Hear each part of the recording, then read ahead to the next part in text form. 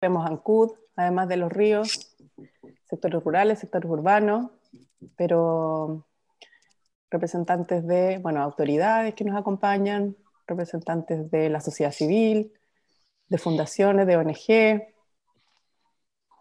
de servicios públicos, de educación, medio ambiente, vivienda y urbanismo, municipios, región del Ñuble, Maule, CONAF, Araucanía,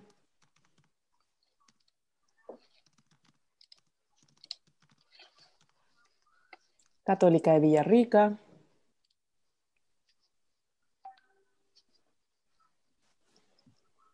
Servicio Agrícola Ganadero.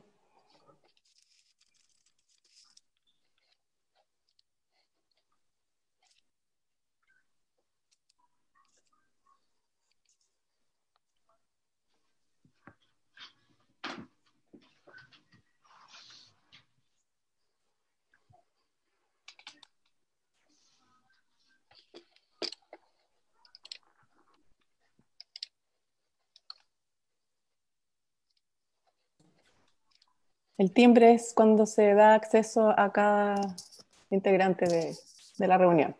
Les pregunto. Ese es el sonido que se escucha.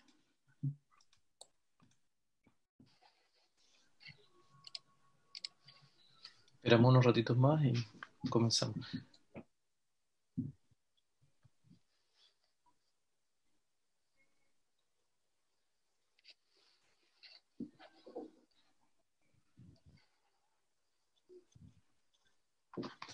Dani, me parece que preguntan, ¿con ese link solo pueden acceder los que estaban inscritos? Y si no, tienen que mandar un correo a contacto@sejum.org.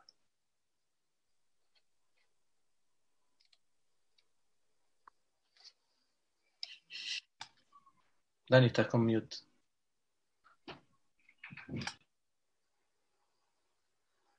Sí, yo voy a estar contestándolo y voy a estar enviando los links de acceso solamente para tener un poco más de restricción al respecto, para que no nos vuelva a suceder.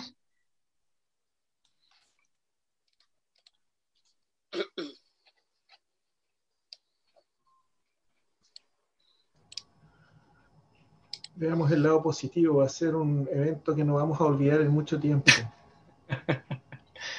Así es. Y creo que lamentablemente se pasó de rosca, pero al menos de alguna forma rompió el hielo. Yo creo que más que romper el hielo, derritió todo el hielo. Así que les pido las disculpas del caso, pero fue mucho más allá de lo que esperábamos. Tenemos el control absoluto de la reunión, pero esto fue ya a un nivel superior de hackeo. Nos controlaron desde otra parte, así que tenemos que bajarla. Pero ya estamos acá, así que vamos a seguir en unos minutos y gracias por volver a conectarse y disculpas por... es imposible, ¿verdad? No fue imposible poder contenerlo, pero ya estamos.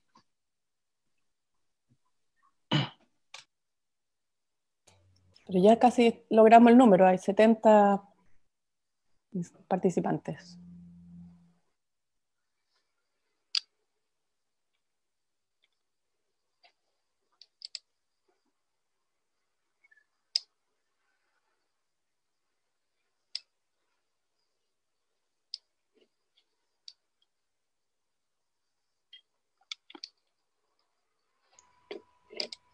¿Alguien quiere escuchar reggaetón?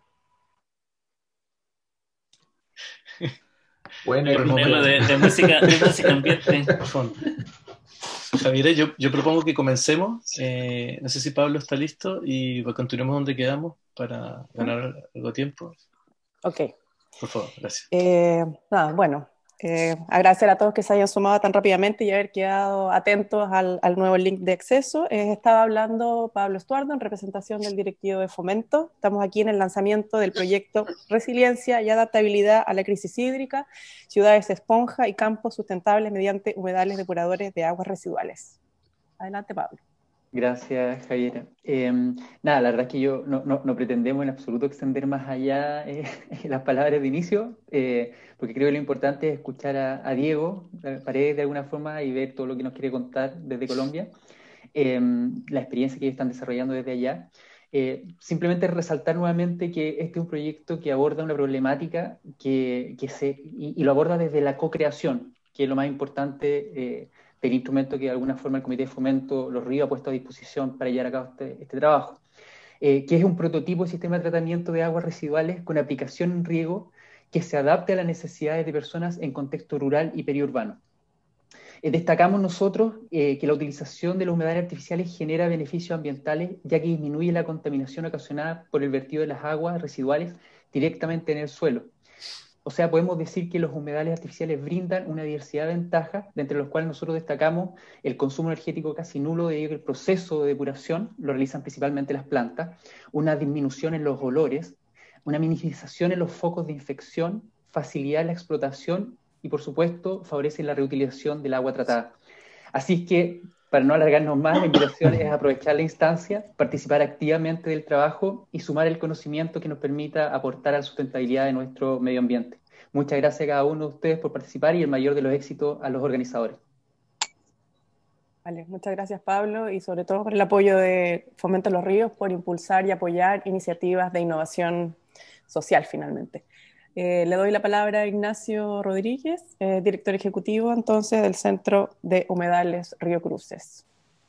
Muchas gracias, Javiera. Bueno, ya después de este impasse creo que estamos en otro modo, pero quiero simplemente hacerlo muy corto y empezar saludando en general a todos los presentes. Gracias por conectarse y destacar el apoyo de Fomento a los Ríos, porque hace un tiempo en el Centro de Humedales estamos impulsando la idea de hacerlo de lo que se llama ciencia-acción. Y obviamente cuando nos tocó el desafío de construir nuestra propia infraestructura, lo primero que pensamos es en instalar un humedal depurador, ¿verdad? De manera también de cumplir con esta forma nueva de hacer las cosas, pero además de mostrarles a los demás que es posible hacerlo y los beneficios que tiene. También me gustaría destacar todo lo que hemos estado conversando desde hace un tiempo con Carep, ¿verdad? Y con lo que está haciendo Carep en este espacio, en estos mismos sistemas, las conexiones que hemos tenido. Esto empieza, para que ustedes sepan, con las ideas de depurar agua y las conexiones que hemos tenido con CRIAM, con la profesora Gladys, acerca de formar esta red de humedales construidos.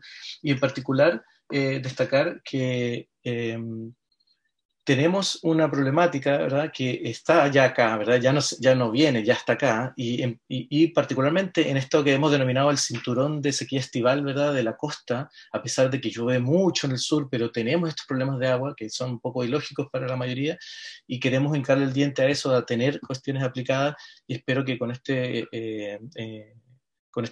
impulso, ¿verdad?, que nos da Fomento a los Ríos, vamos a tener el respaldo para aplicar esta innovación. Finalmente, decir que la ciudad de esponja es lo que necesitamos para tener más resiliencia al cambio climático, una ciudad donde los bosques y humedales naturales son conservados, pero además los ayudamos, ¿verdad?, con estos humedales construidos que bajan las cargas de contaminantes principalmente. Debo finalizar agradeciendo además a los consejeros regionales que nos apoyaron en esto, y en particular a Silvia Yungue, que hemos estado mucho rato conversando sobre estos temas, y ahora sí que se nos viene un periodo de aplicación dura, más allá de lo que ya ha hecho Seúl y Carep en sus propios lugares, para que podamos demostrarle a la comunidad las ventajas de hacer esto y que es posible. Muchas gracias y hasta aquí me quedo. Gracias, Javier. Gracias, Ignacio. Entonces ahora pasamos a darle la palabra al coordinador del proyecto, Gianfranco Moris, quien explicará sus alcances. Gianfranco es el representante de Carep, la entidad coejecutora del proyecto. Como decíamos antes, es una cooperativa de aprendizaje, restauración ecológica y permacultura de Valdivia y la región de Los Ríos. Gianfranco es ingeniero en conservación de recursos naturales y cuenta con experiencia y formación en soluciones sanitarias sostenibles y desarrollo sustentable, especialmente en lo que nos convoca hoy día, humedales depuradores. Adelante, Gianfranco. Hola, buenos días a todos y todas. Vamos a compartir pantalla.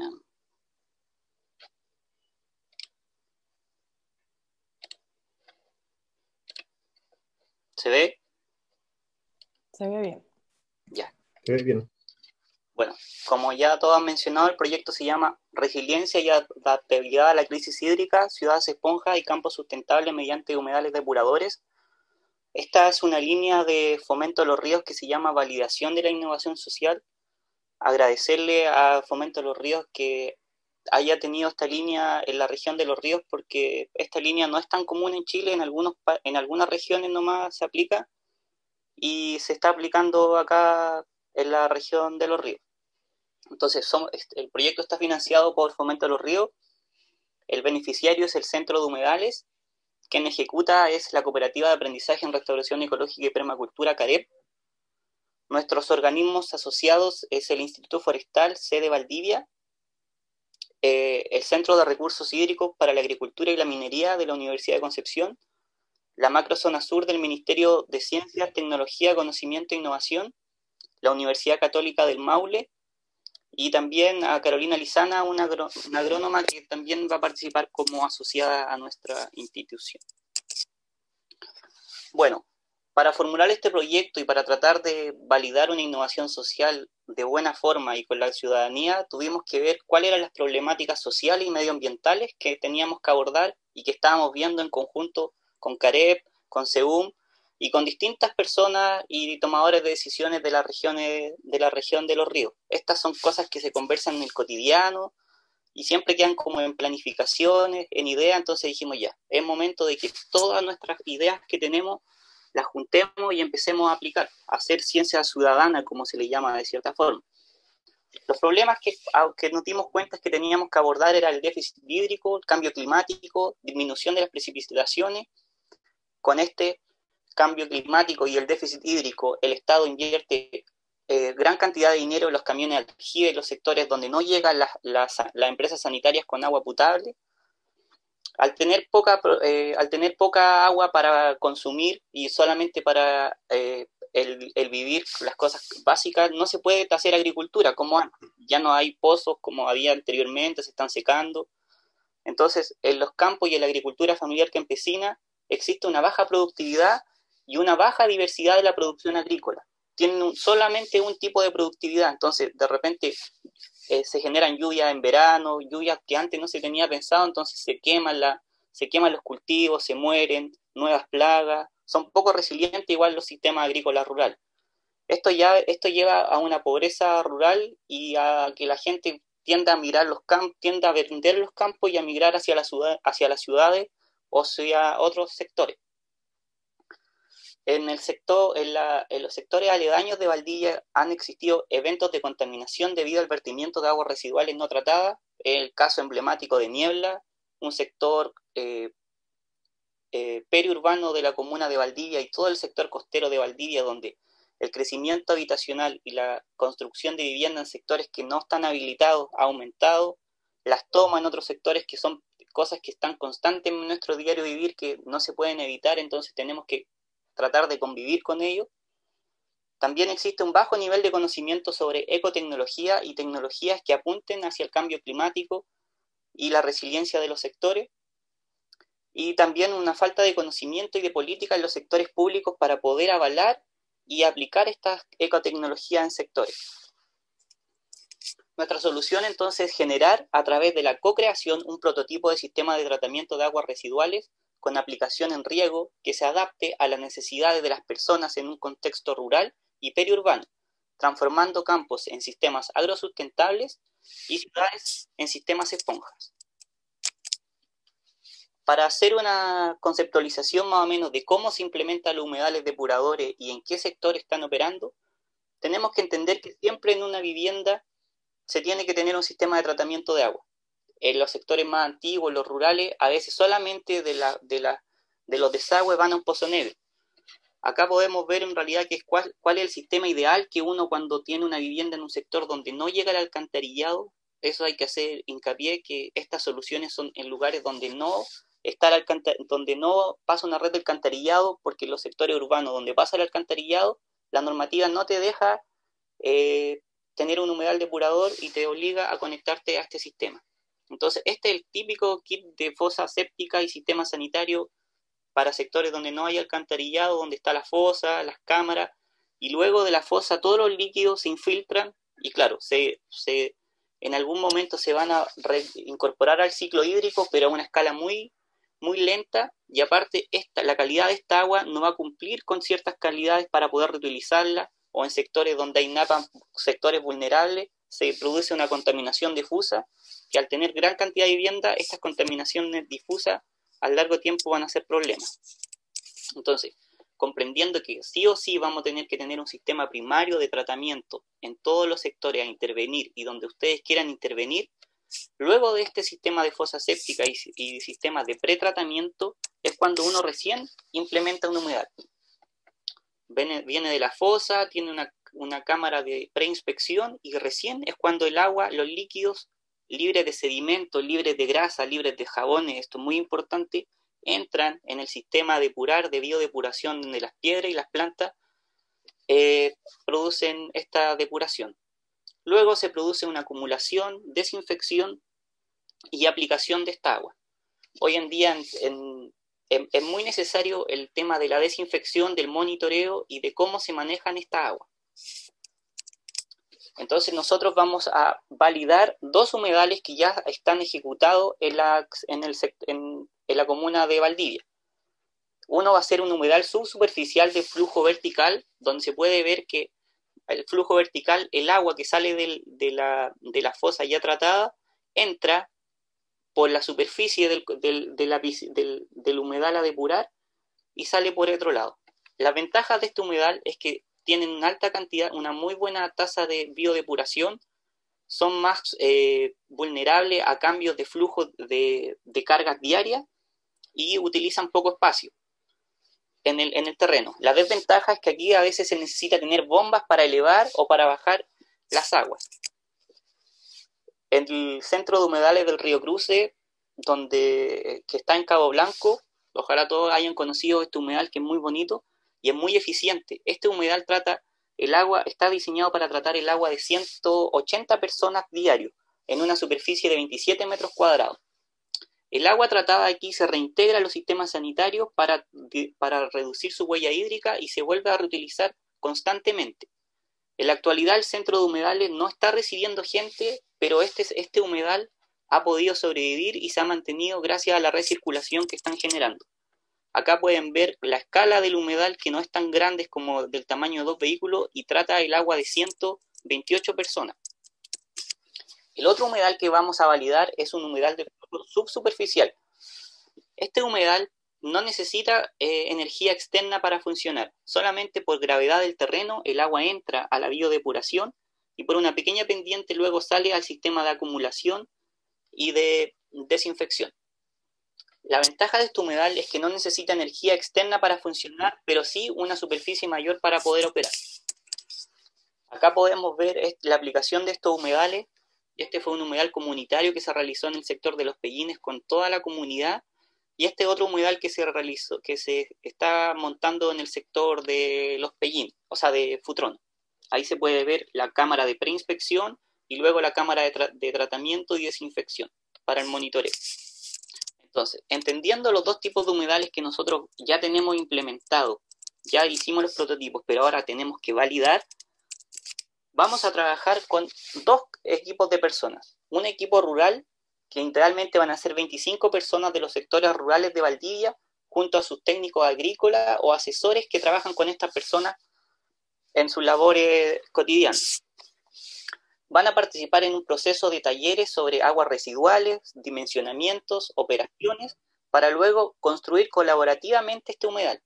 Luego de la construcción van a recibir capacitación sobre riego eficiente, sanidad vegetal, permacultura, diseños prediales, para hacer una buena implementación y utilización de su espacio a cultivar. Constantemente se van a estar generando cartillas informativas para la difusión de todas las personas para que se enteren de este trabajo y vean esta tecnología como algo cercano. De igual forma vamos a trabajar en un proceso de validación técnica, económica y principalmente social. Con este equipo rural, con profesionales de INDAP, Comisión Nacional de Riego y el mundo agro, vamos a validar este humedal y ver durante todo el proceso cuáles serían las falencias o cosas que nosotros no hemos detectado y que con expertos junto a la comunidad vamos a estandarizar.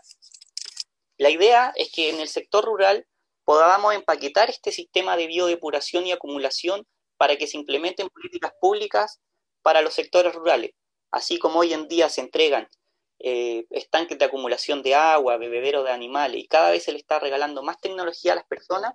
La idea es que esto se pueda empaquetar, pero que la persona se sienta parte del proceso, lo vea como una tecnología aplicable por ello y manejable, a diferencia de otras tecnologías donde no se incluye a las personas, que se le pasa el paquete tecnológico, pero después deja de funcionar y las personas no saben cómo operarlo. El otro grupo con el que vamos a trabajar es con un equipo periurbano.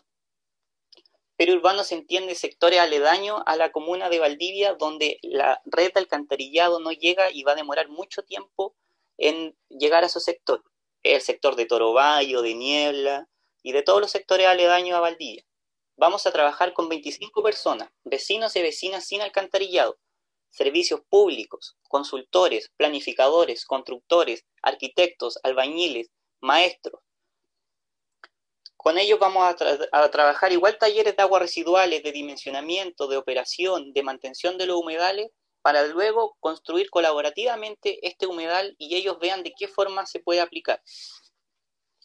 Luego de eso vamos a trabajar con talleres sobre ciudades resilientes, barrios sustentables y trabajar en un ordenamiento territorial para poder generar mesas de trabajo público-privado en materia de tratamiento de agua y líneas de acción en la planificación en sectores sin alcantarillado.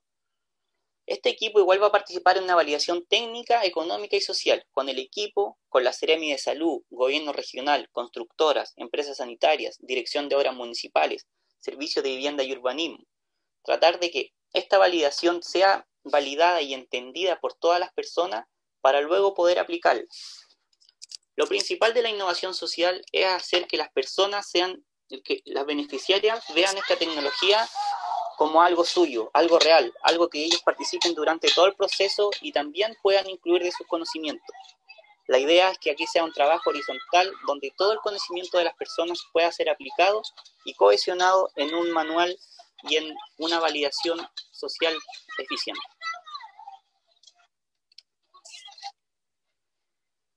Eso es la presentación a grandes rasgos.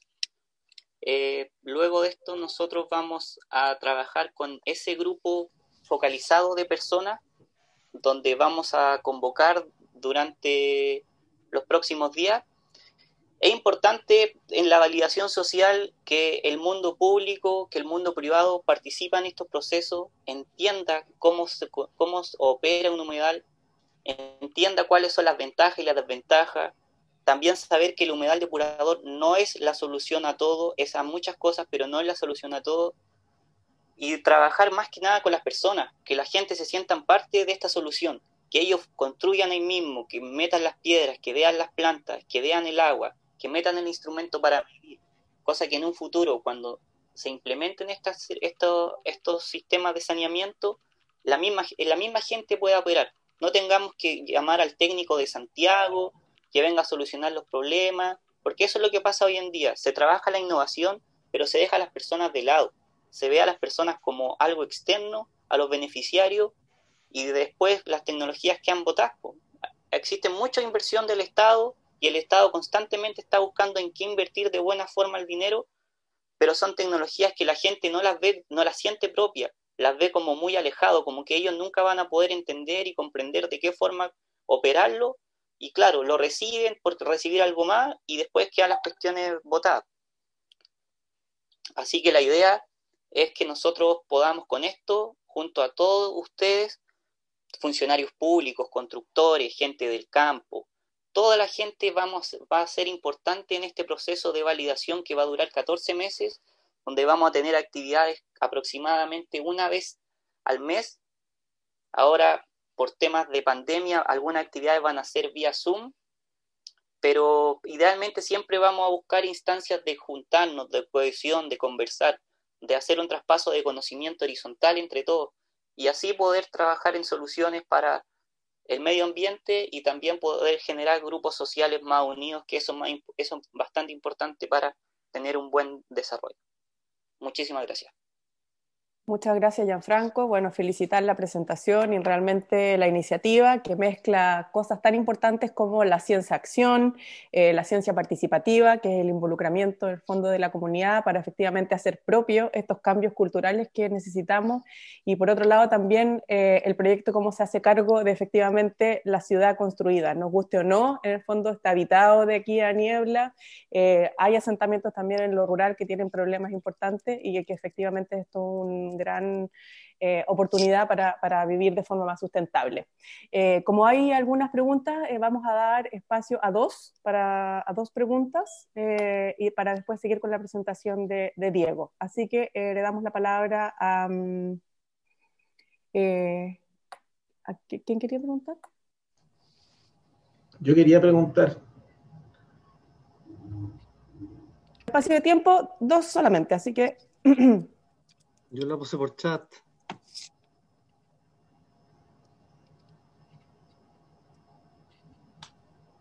Está Pablo San Martín, entiendo, y otra persona más. Rodrigo, Sí, Rodrigo y Pablo San Martín. Ya. Sí, Gianfranco, quería consultarte si han tenido alguna experiencia en el tratamiento de riles, por ejemplo, de lecherías o de explotaciones rurales relacionadas al campo agrícola. Te pregunto porque, por ejemplo, existen muchas plantas que procesan queso, que procesan leche y que hoy día están virtiendo sus riles directamente a los cuerpos de agua.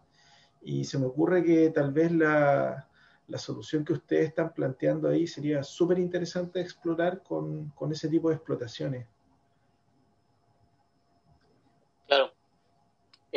En realidad, quien es la experta y quien ha trabajado en sectores es la profesora Gladys Vidal, que espero que esté por ahí, que ella igual va a ser parte del proceso de validación y quien es nuestro apoyo técnico. Profe Gladys, ¿puede hablar? Sí, por supuesto. Muy buenos días, buenas tardes ya ahora a todos. Qué bueno que estemos aquí todos conversando de este tema. Felicitaciones, Gianfranco, por la presentación y el avance ya que llevan en terreno el proyecto. Esto es muy importante, no visualizar solo el agua. ¿Ya? Esto es muy importante para todos los que estamos escuchando. Los riles y las aguas servidas tienen materia orgánica. Si usted lo ponen y lo atraviesan sistemas de lecho filtrante como estos y hacemos el balance completo, vamos a tener emisiones de gases invernadero. Entonces, específicamente el tema de sueros y de riles que vienen de la industria, si bien es cierto, vamos a depurar el agua, ¿cierto?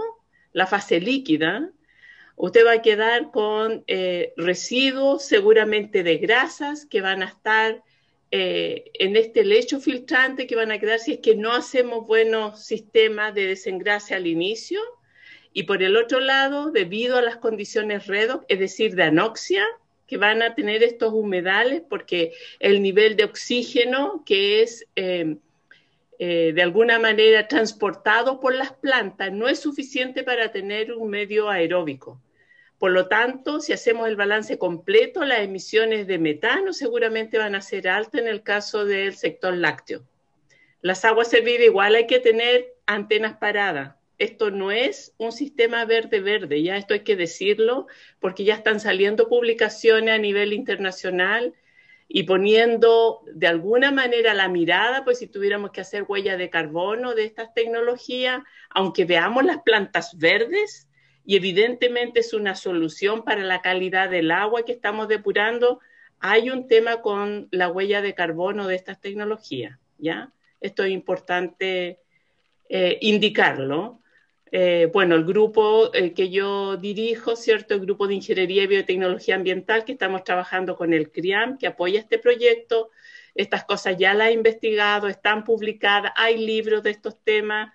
Lo mismo el profesor que va a hacer la charla ahora, el profesor Diego, todos estos temas se manejan.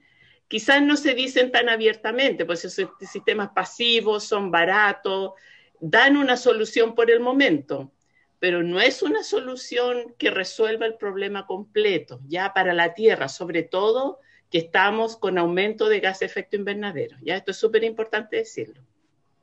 Sí, yo me Claro. refería, Muchas gracias, Gladys. Gladys. Perdón. Sí, yo me refería pensando en que se utilicen como un último sedazo, porque en general la industria ya está generando riles bajo la norma chilena de riego, donde esos parámetros primarios en el fondo y esa grasa y varios de los componentes de los riles son abatidos en plantas de tratamiento, ¿cierto? Pero hoy día en general eso se vierte a los ríos y podría ser una buena fuente para recarga de acuíferos, por ejemplo. Porque para Si hay un sistema anaeróbico antes que podamos haber retirado, ¿cierto? Grasa y después materia orgánica disuelta, y usted lo esté utilizando como un sistema de pulimiento final, habría que evaluarlo. ¿Cómo Pero te si es podemos solo contactar? el tratamiento principal, es complejo. Claro. Agradecemos que todos dejen los contactos en el chat. Estos chats se guardan y después, como explicaba Gianfranco, para tomar contacto con todos los interesados. Le damos la palabra a Pablo San Martín. Muchas gracias, Gladys, que era la otra persona que habíamos dado en este espacio. En honor al tiempo, me doy por satisfecho con lo que acaba de explicar la profesora Gladys. Súper, entonces Yo sabemos que hay otra...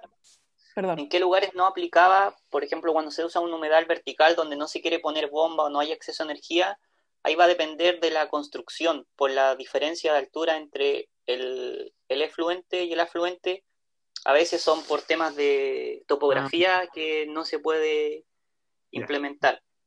O sea, pero al ser uno de otro flujo sí se puede implementar y se puede eleva un poco más el costo y de repente necesita energía externa. Hay que pensar que esto va a ser para soluciones rurales donde de repente no hay luz o se corta constantemente la luz, pero esos son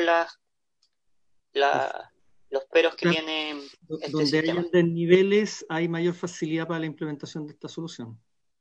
Claro, y la idea también es desde que se diseña la vivienda también implementar esta tecnología. Por eso es importante la planificación, el diseño. Siempre vamos a hablar constantemente del diseño y de la planificación del lugar para no gastar energía y recursos en estas soluciones. Porque muchas veces pasa que se quiere hacer humedal cuando ya está implementada la casa y por diferencia de nivel el humedal quedaría como muy enterrado. Perfecto, gracias.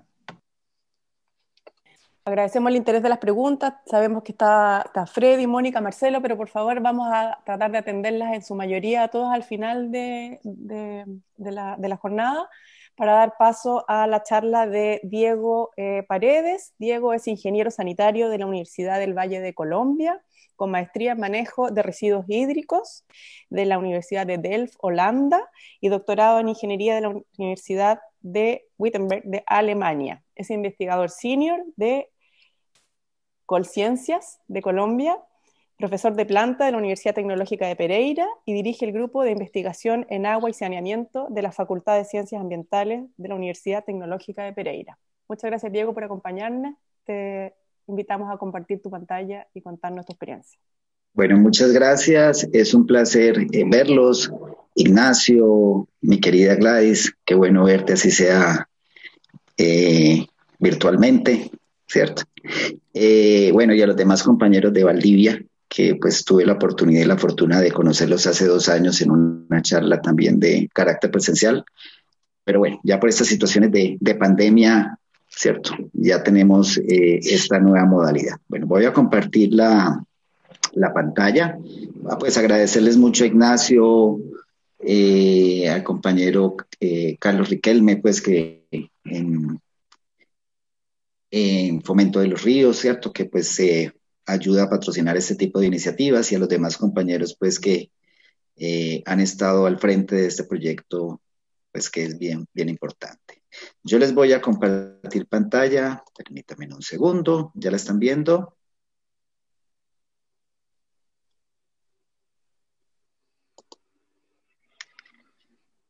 ¿Me confirman? Se ve, Diego, se ve muy bien. Diego, estamos ok. Sí, ok. Bueno, listo. Bueno, voy a hacerles una presentación, digamos, un poco genérica con respecto a lo que son los sistemas de humedales construidos para el tratamiento de aguas residuales, algunos casos que que se cuentan. Bueno, nosotros desde la Universidad Tecnológica hemos venido trabajando a nivel latinoamericano. Vale la pena notar que tenemos una red latinoamericana en sistemas de humedales construidos. Este año teníamos proyectado hacer el evento en Brasil, pero pues por las situaciones que ya todos conocemos ha sido postergada.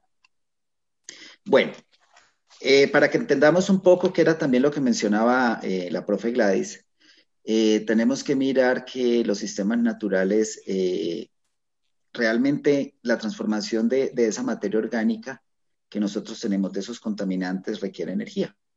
Y esa energía pues lo diferenciamos nosotros, que lo usamos con un sistema convencional en el cual nosotros aplicamos una energía para que esas transformaciones ocurran, una energía adicional. O tenemos lo que se llamamos sistemas naturales, en los cuales nosotros usamos esa energía que tenemos en forma natural. Aprovechamos la energía del sol, la que puede estar en el aire, la que está en el suelo, la energía de las semillas, de las plantas, y buscamos interactuar toda esta serie de acciones para lograr el mismo propósito. Y ese mismo propósito es principalmente reducir esa contaminación. Entonces, mientras que un sistema convencional es intensivo en en energía, un sistema natural es intensivo en área. Es decir, que nosotros podemos lograr los mismos temas los mismos efectos que un sistema convencional con un sistema natural, pero vamos a requerir mucha más área. Y eso se convierte quizás en una de las principales desventajas de este tipo de sistemas. Y por supuesto, pues la definición clásica de un sistema natural es todo manejo de aguas residuales cuyos procesos dependen principalmente de estos fenómenos naturales, ¿cierto? Como son la fuerza de la gravedad, la filtración del suelo, la energía solar, la actividad de componentes vivos, microorganismos, plantas. En esencia, y también lo que mencionaba Gladys, esa materia orgánica, cuando tenemos un gran contenido de materia orgánica, pues hay varias rutas que podemos nosotros tener, una ruta aerobia, una ruta anaerobia.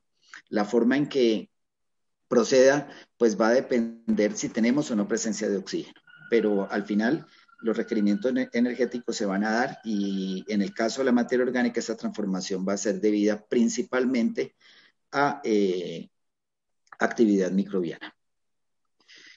Varios sistemas naturales que nosotros tenemos dentro de los tipos, hay muchos, humedales es uno de ellos. Valga la pena mencionar que humedales se viene trabajando desde hace varios años, bastantes años.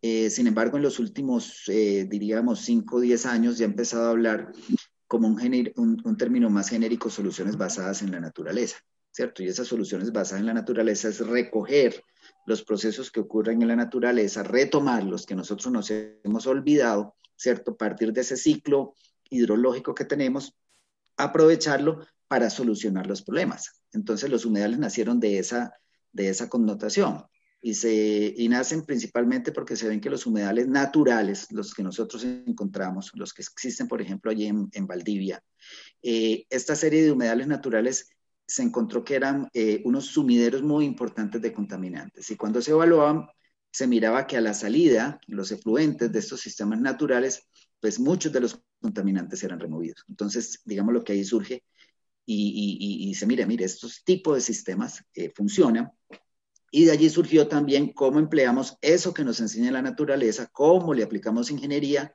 y por eso surgen lo que nosotros llamamos humedales como sistemas de tratamiento. Algunos lo llaman humedales artificiales, humedales construidos, tienen diversa cantidad de nombres, humedales para el tratamiento, dependiendo del tipo de autor, del tipo de tecnología, le cambia el uno u otro nombre. En general nosotros tenemos que pueden existir de flujo horizontal, flujo superficial, subsuperficial, flujo vertical, que ya el compañero previamente ha descrito. También podemos que estos humedales pues también se pueden aplicar para manejar lodos, ¿cierto? Tienen algún tipo de aplicación, por supuesto con las limitaciones y las observaciones también que hacía Gladys, ¿cierto? Porque de todos modos esas rutas biológicas se van a dar y al final van a terminar una transformación.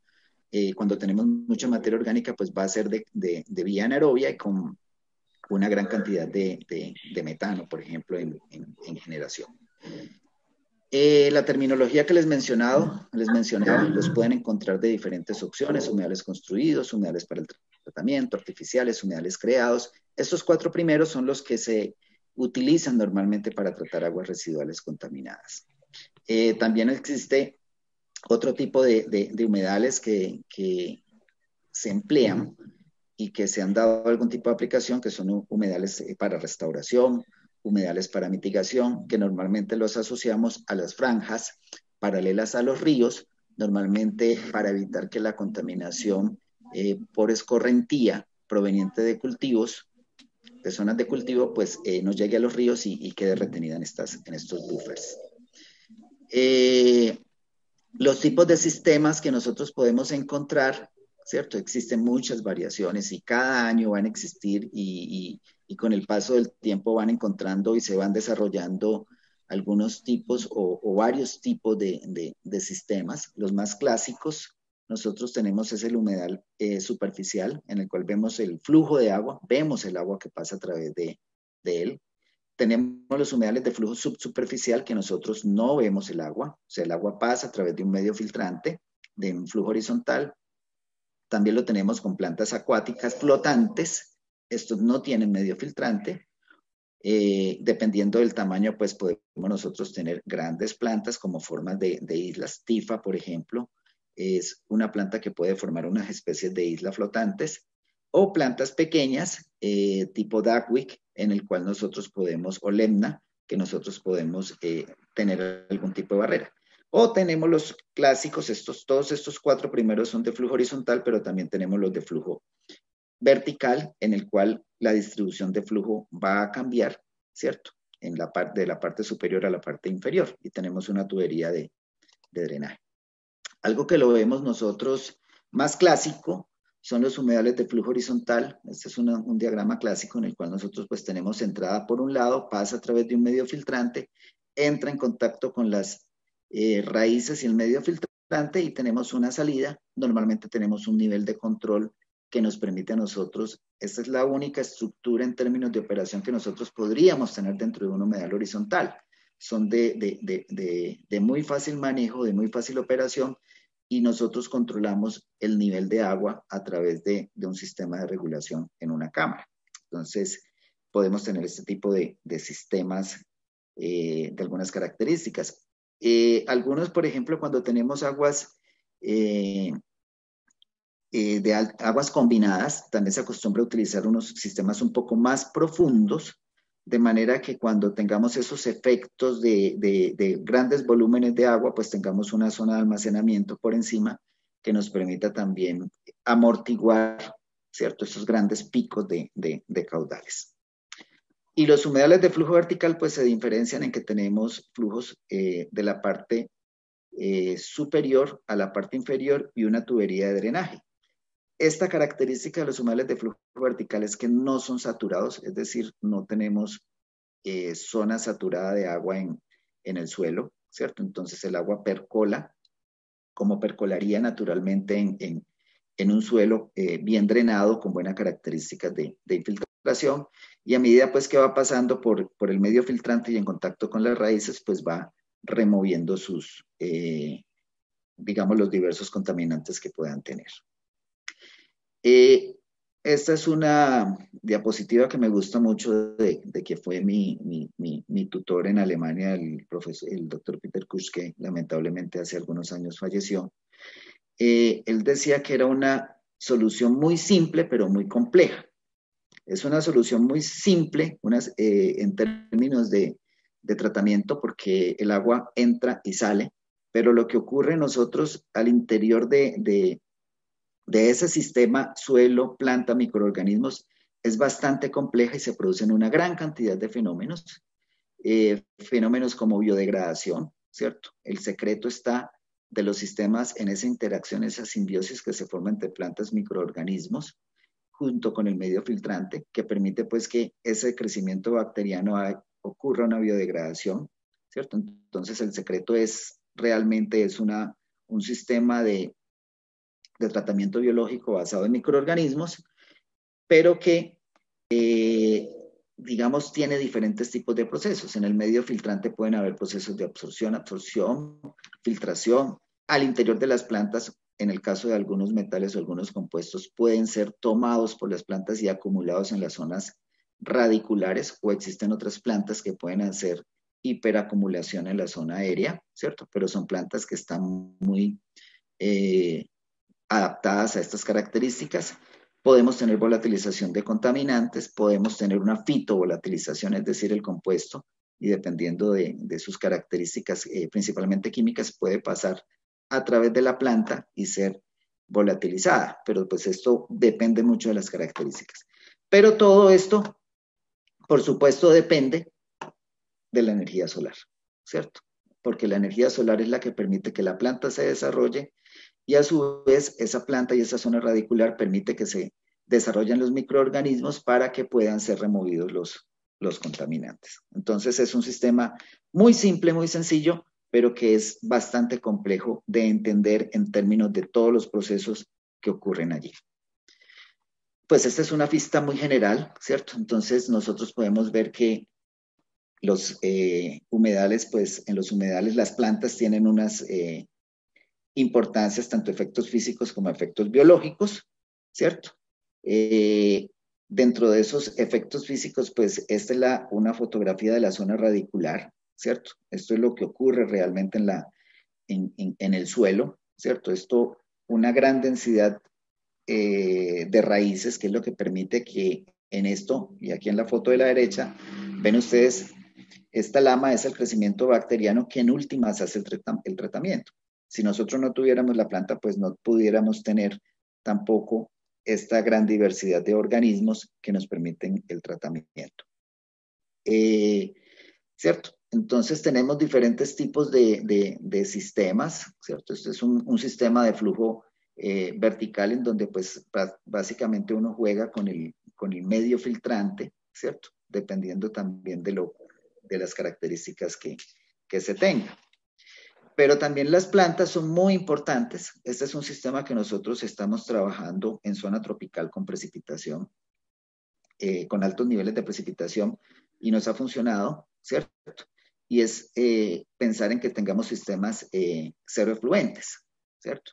Estos sistemas son muy, muy eficientes, muy buenos, por supuesto, cuando nuestro nivel de ingreso de precipitación es mínima. Entonces vamos a tener que, es como si tuviéramos un sistema de irrigación en el cual aplicamos un agua residual, las plantas pues van a evapotranspirar, toman el agua y pues generaríamos o no generaríamos efluente. Hay que hacer por supuesto un balance hídrico entre las entradas y las salidas para poderlo plantear. En Dinamarca, por ejemplo, este tipo de sistemas se emplea mucho, que son un sistema de sauces, con un efecto que si ustedes miran es lineal, pero lo que se pretende es como un efecto estilo tendedero de ropa, ¿cierto? Que uno a veces cuelga al aire libre la ropa y por acción del viento pues esa humedad se va, ¿cierto? Se pierde la humedad contenida en la ropa. En este caso es un fenómeno similar, entonces son sistemas que funcionan aprovechando pues lineales, pero aprovechan esas características. Aquí en Pereira nosotros lo usamos, tenemos unos niveles de precipitación muy altos, solamente que evitamos que la precipitación entre, entonces lo que hacemos es techar los sistemas, ¿cierto? Entonces limitamos la precipitación y dejamos que vaya principalmente el flujo de agua residual y la evapotranspiración. Y les mencionaba que todo esto es función principalmente por las plantas. Las plantas pueden tener la característica, por un lado, pues toman CO2 y nos producen oxígeno, nos liberan oxígeno, pero también toman CO2, ¿cierto? O pueden, digámoslo, incorporar oxígeno a través de la zona radicular. Pero ojo, son valores limitados, o sea, no podemos decir que las plantas son unos grandes sistemas de aireación, no, son valores relativamente pequeños. Entonces, dentro de los sistemas se van a producir unas zonas aerobias y unas zonas anaerobias. Aerobias bien cerca de la zona radicular, anaerobias entre más nos alejemos, y pues eso hace que si sean sistemas muy eficientes para tratamiento de aguas residuales. Por supuesto, si nosotros lo dosificamos sobredosificamos en términos de materia orgánica, como lo mencionaba Gladys, pues va a predominar la vía anaerobia y vamos a tener una gran cantidad de emisiones de gases. Las plantas también toman nutrientes, pero ojo, toman los nutrientes que necesitan, ¿cierto? Entonces no podemos decir que los sistemas de tratamiento o que las plantas nos van a eliminar nitrógeno, fósforo en grandes cantidades, no. Ellos toman los los nutrientes que requieren para su desarrollo. Normalmente en el caso, por ejemplo, del fósforo, al inicio, cuando uno opera un sistema de humedales, encuentra que hay una remoción muy alta de fósforo al inicio, pero es principalmente porque el fósforo es retenido por el suelo, pero tiene una capacidad. Y cuando esa capacidad ya se supera, pues el fósforo empieza a ser liberado y uno encuentra que al cabo de poco tiempo, 1 o 2 años, ya no hay unas eficiencias de remoción de fósforo. Entonces hay que tener también cuidado en esta tipo. Lo que hacemos nosotros para aumentar este tipo de eficiencia es tratar de cortar, cosechar para promover el desarrollo de biomasa, para poder también nosotros aumentar ligeramente estas remociones de nutrientes. Algunos compuestos xenobióticos, por la complejidad que se generan, pueden ser también removidos por este tipo de sistemas. Y pues realmente lo que mencionaba en la gráfica es que anteriormente, perdón, es que en la zona radicular crecen una gran cantidad de microorganismos que en últimas son los que desarrollan el tratamiento. Por supuesto, otros errores que nosotros podemos encontrar, ¿cierto?, están relacionados con hábitat para la vida silvestre, ¿cierto? Desde el punto de vista estético, nosotros podemos tratar de producir biomasa, que puede ser en un momento determinado usable o lo podemos utilizar para otro tipo de productos, bien sea flores o como ya tienen el proyecto que mencionaba, que se mencionaba anteriormente, que mencionaba Gianfranco, pues la idea es agua residual, tiene un contenido en un momento determinado de nutrientes que pueden ser también usados una vez hemos removido nosotros esos contaminantes que pueden ser complejos o que pueden estar presentes en el agua residual. Bueno, algo bien interesante que es otro de los usos, que esta es una empresa que está ofertando aquí en Pereira el uso de biopiscinas, ¿cierto? Y es básicamente como recrear lo que teníamos nosotros en la naturaleza, ¿cierto? Cuando vamos a nadar a un río o a un lago, ¿cierto? En donde por procesos netamente naturales, pues los contaminantes que pueden estar presentes en el agua pueden ser removidos. Entonces, mediante sistemas de recirculación, el agua pasa a través de unos humedales perimetrales y reingresa a la zona de piscina. Es una aplicación que un egresado nuestro aquí en la universidad está en este momento ofertando en Pereira, en el eje cafetero en Colombia. Entonces es una aplicación bien interesante. Esta es la esencia del proyecto que se está manejando en Valdivia, ¿cierto? Es básicamente tenemos un agua residual, unos humedales y mirar cómo tipo de aplicación podemos nosotros dar una vez removamos esta serie de contaminantes. Bueno, voy a pasar algunas experiencias también en forma muy rápida. Este es un proyecto que es muy bonito, tiene un comportamiento similar al que se pretende o se está desarrollando en Valdivia. Se manejó con la empresa de acueducto de alcantarillado de Pereira y pretendía era generar un saneamiento en una zona que está ubicada aguas arriba de la captación del sistema de abasto de Pereira.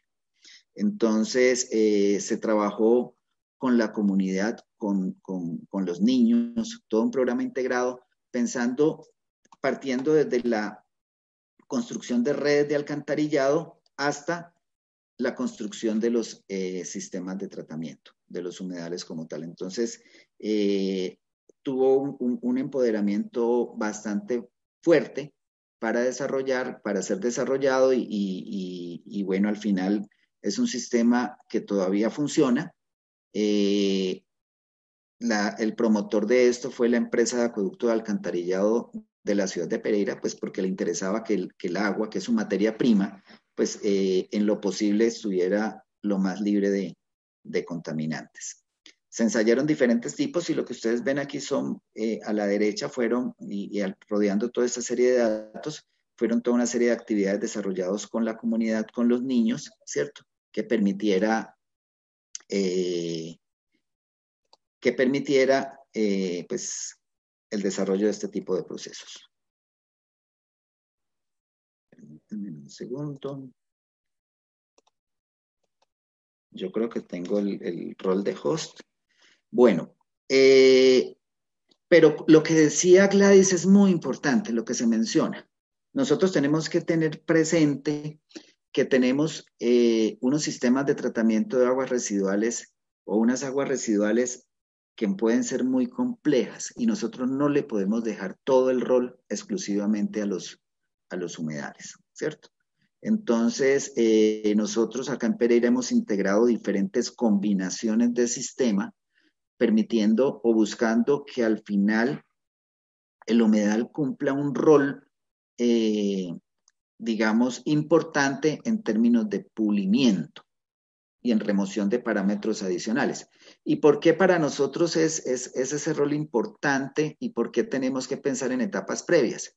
Porque Pereira y el eje cafetero donde nosotros nos encontramos tiene unas pendientes muy fuertes. Nosotros nos ubicamos en la cordillera, en la vertiente occidental de la cordillera central. Entonces tenemos unas pendientes marcadas, nosotros no tenemos unas áreas planas muy grandes, entonces nosotros tenemos que buscar unos sistemas que no sean muy intensivos de áreas porque no vamos a tener esas áreas planas, ¿cierto? En forma fácil. Entonces lo que tratamos es de buscar una combinación de tipos de sistemas que nos permitan a nosotros lograr el objetivo de remoción. Entonces tenemos situaciones como esta. Este es, por ejemplo, un agua residual de una fábrica. Aquí no se trata el agua residual de la fábrica. La fábrica principalmente tenemos agua residual doméstica. Y esa agua residual doméstica, pues se lleva unos tratamientos previos, ¿cierto? Que son, estamos hablando de unos sistemas anaerobios basados principalmente en filtros anaerobios. Y estos filtros anaerobios, el efluente de los filtros anaerobios ya son llevados a unos sistemas de flujo vertical y posterior a un sistema de flujo horizontal. Entonces tenemos una combinación bastante interesante en el cual permitimos nosotros lograr o buscar ese tipo de sistemas. Y en el tipo de la fábrica, un tipo de aguas residuales industriales. Esta fábrica hace transformadores eléctricos y tienen un agua, ellos no usan agua en su proceso productivo, pero hacen enjuagues o lavados de los recipientes de los tanques, nos genera un agua con algunos aceites dieléctricos que pueden ser tóxicos o complejos. Entonces, en la normatividad colombiana no es permitido la descarga, entonces aquí usamos sistemas evaporativos para buscar en la medida de lo posible, ¿cierto? Que estas efluentes, que son trazas, hay que entender, son pequeños valores de contaminantes, pues no se incorporen a los cuerpos de agua. Bueno, este es un sistemita que es simplemente la localización. Aquellos que no conozcan, pues Colombia, estamos en la parte norte de Sudamérica. Nosotros en Pereira estamos ubicados casi en la zona occidental del país, ¿cierto? Y pues una vista en Google Earth de lo que es la zona. Aquí ven ustedes, este es el tamaño de la fábrica y aquí estamos viendo lo que son los sistemas de tratamiento y esta parte techada corresponde al humedal evaporativo, ¿cierto? Entonces vemos que ocupa un área, a pesar de que con los sistemas previos, aquí están los sistemas, llamémoslo así, convencionales tipo anaerobio, que nosotros removemos o bajamos la carga contaminante, vemos que el área de los humedales aún así son grandes. Entonces ya una serie de diapositivas, estamos hablando que los sistemas evaporativos, ¿cierto? Estamos trabajando 4 metros cúbicos de agua residual por semana, ¿cierto? Es poco, es relativamente poco el volumen. Con unos sistemas de 100 metros cuadrados estamos trabajando con unas plantas heliconias nativas. No tenemos ningún tipo de vertimiento, es decir, que usted puede decir que la remoción es 100%.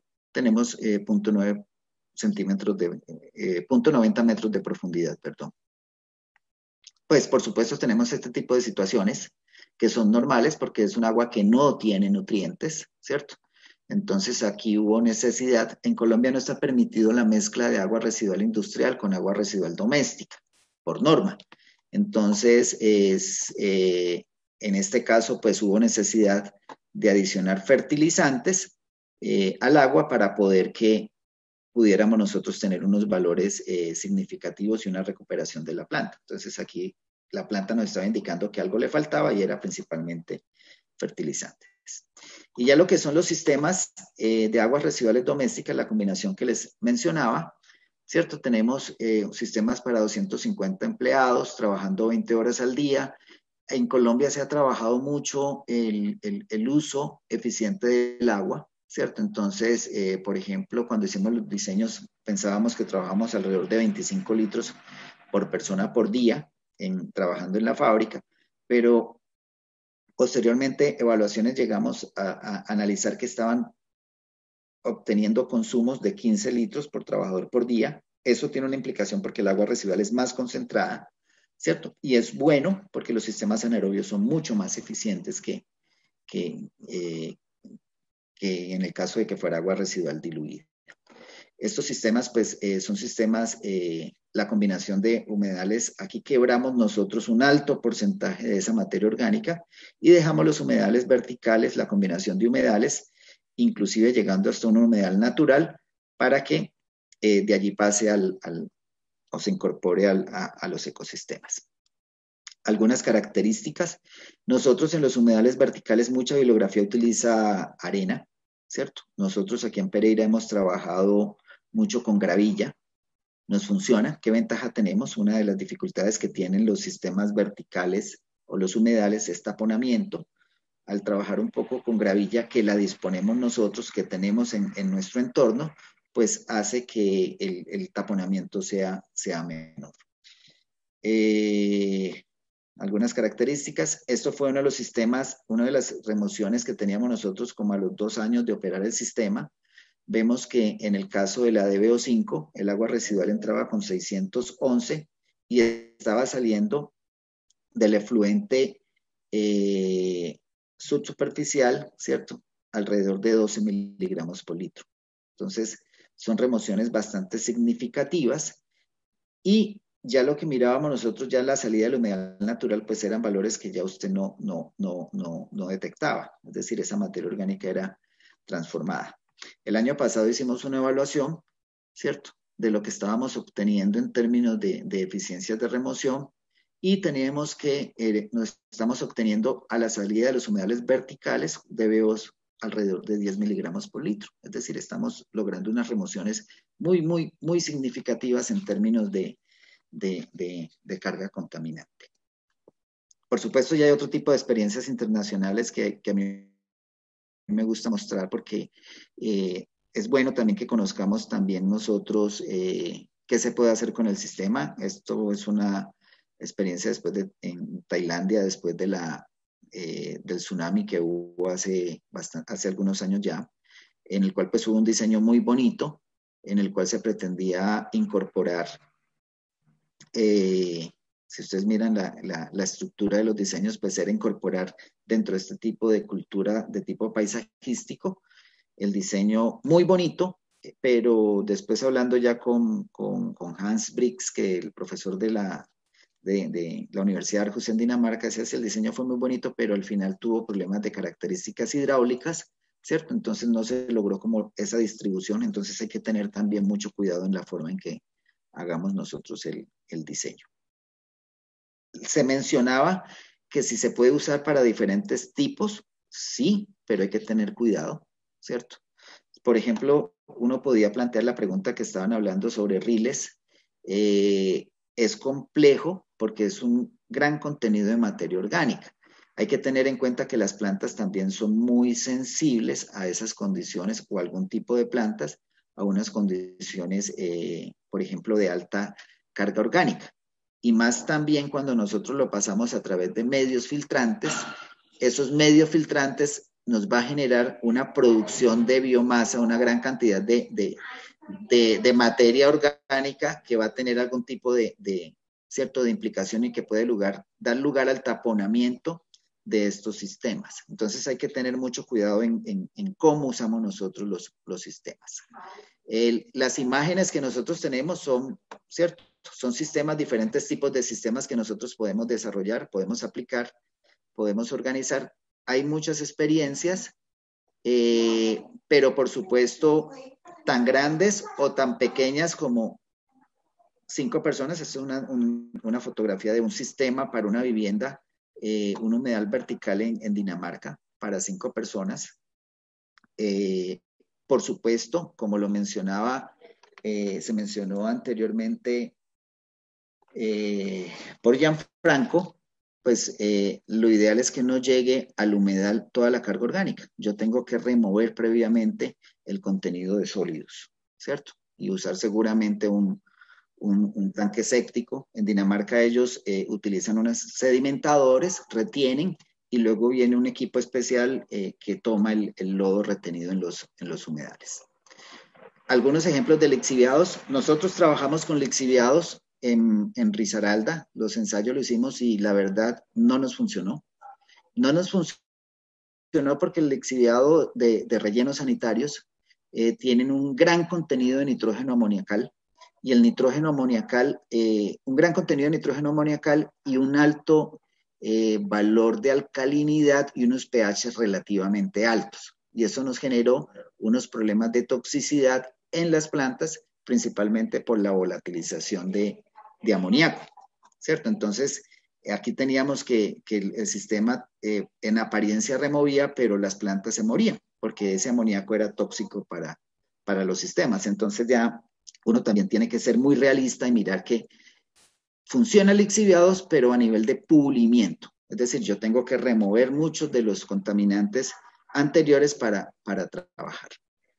Se está trabajando mucho con escorrentía urbana. Hay que entender que nosotros en las ciudades tenemos no solamente aguas residuales, pero también tenemos aguas productos de aguas pluviales, productos de la precipitación, y si tenemos nosotros áreas pavimentadas, pues vamos a tener un volumen muy alto de escorrentía, y ese volumen alto de escorrentía pues va a transportar toda la suciedad que esté acumulada en las vías. Entonces es un agua que no es precisamente limpia, pero que tiene una serie digámoslo, de complejidad y situaciones que se manejan ya en Europa. Nosotros en Colombia y en América Latina recién estamos dando los primeros pasitos para manejar el agua de escorrentía urbana.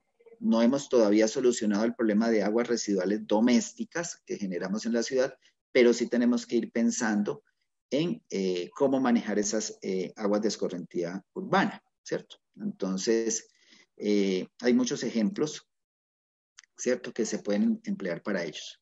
Esta es una vista de un gran sistema de tratamiento, ¿cierto?, en el cual tenemos un sistema convencional que tenemos aquí, que es la estructura que ven, y el resto es un sistema de pulimiento, un tratamiento terciario para remoción de nutrientes antes de ser descargado a un cuerpo de agua, un receptor. En minería, nosotros hemos trabajado algunos datos con minería, pero por supuesto uno también tiene que mirar, y es algo muy importante, cuando uno quiere remover, acuérdense que estos son en su gran mayoría sistemas biológicos o sistemas que se fundamentan en las reacciones químicas, ¿cierto? Entonces, yo lo que busco cuando quiero remover un contaminante es conocer qué ruta es en la forma en que se degrada o se transforma. En el caso, por ejemplo, de metales, los metales no se degradan, los metales se transforman, entonces cambian de una valencia a otra. Solamente que una valencia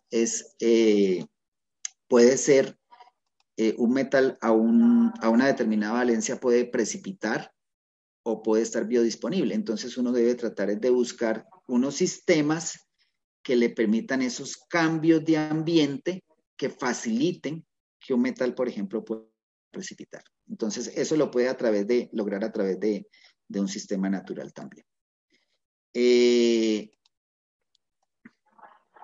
En términos de rieles, ya lo mencionaba, nosotros aquí en Pereira también hemos tenido algunas experiencias con directamente, ustedes lo llaman rieles, nosotros aquí en Colombia lo llamamos porquinaza, que es el residuo de los cerdos. Hay una discusión muy grande porque, pues desde el punto de vista académico, hay una serie de implicaciones que nosotros tratamos de verle a la autoridad ambiental, porque la autoridad ambiental en algunos casos permite la aplicación de estas aguas concentradas, de estos rieles o de estos aguas residuales o de estos residuos sólidos orgánicos directamente sobre el suelo, y eso pues tiene un impacto que Gladys había mencionado. Industrial, por supuesto, va a depender, ¿cierto? Son sistemas que pueden tener remociones, nos permiten remoción de algún tipo de compuestos por su complejidad que les mencionaba anteriormente, pues nos permiten o facilita la remoción de algunos compuestos que son tratados, ¿cierto?